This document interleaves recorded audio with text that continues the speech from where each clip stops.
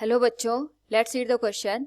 A body weighs 800 gram in air and 600 gram in water. Calculate up thrust on the body, b volume of the body. Now to answer this question, first we will discuss here the key concept, and here the key concept is Archimedes principle. So Archimedes principle states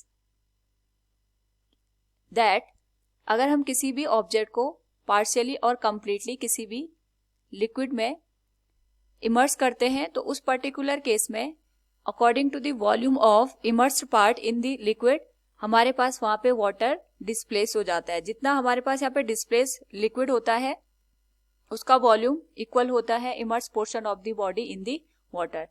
now according to the condition हमारे पास एक body दे रखी है जिसका wait air में 800 जी के बराबर है. यानी हम इसको मानते हैं ये फर्स्ट केस है हमारे पास.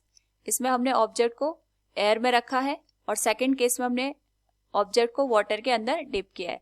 तो इस पे जब हम एयर की बात करते हैं उस केस में एक ही फोर्स काम करेगा, that will be m into g. और यहाँ पे हमारे पास वेट की जो वैल्यू गिवन है that is given as 800 ji.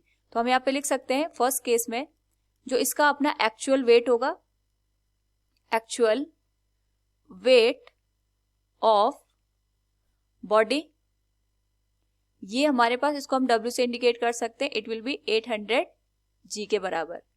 Now यहाँ पे अगर हम सेकंड केस को अंडरस्टैंड करें, सेकंड केस में एक तो इस पे डाउनवर्ड डायरेक्शन में फोर्स लगेगा इसके वेट के बराबर और दूसरा वाटर इस पे अपवर्ड डायरेक्शन में फोर्स लगेगा, that will be the upthrust force और बियॉन्ड फोर्स.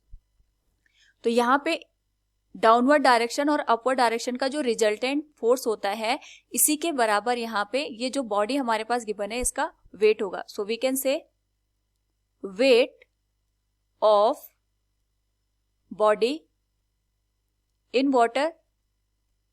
तो ये हमारे पास यहाँ पे रिजल्टेंट होगा डाउनवर्ड और अपवर्ड फोर्स का, that will B actual wait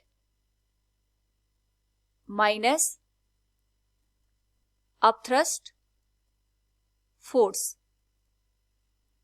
तो यहां पे अगर हम wait of body in water की बात करते हैं तो ये है 600 जी के बराबर और एक्चुअल वेट हमारे पास यहाँ पे 800 जी के बराबर है. तो यहां से अपथ्रस्ट फोर्स जिसको हमने यहाँ पे FB से इंडिकेट किया है it will be 800 minus 600 200 G के बराबर. So we can say thrust force on body और object will be equal to the 200 G newton के बराबर. ये तो हो गया हमारे पास फर्स्ट पार्ट. नाउ अगर हम इसमें सेकंड पार्ट की बात करें, it is asking about the volume of the body. So we can say यहां पे volume of the body can be calculated by the upthrust force. We know that यहां पे ऑब्जेक्ट पे जितना अपथ्रस्ट फोर्स लगता है it is equal to the weight of water displaced by the body. यानी जितना हमने यहाँ पे बॉडी को वाटर में डिप किया होगा ये अपने इमर्स्ड वॉल्यूम के बराबर यहाँ पे वाटर को डिस्प्लेस करेगा. इस केस में हमने जो ऑब्जेक्ट है इसको कंप्लीटली यहाँ पे लिक्विड के अंदर या वाटर के अंदर डिप किया है.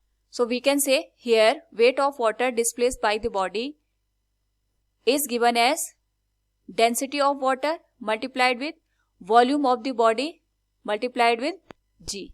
अब थ्रस्ट फोर्स की वैल्यू हमारे पास यहाँ पे 200 जी के बराबर है.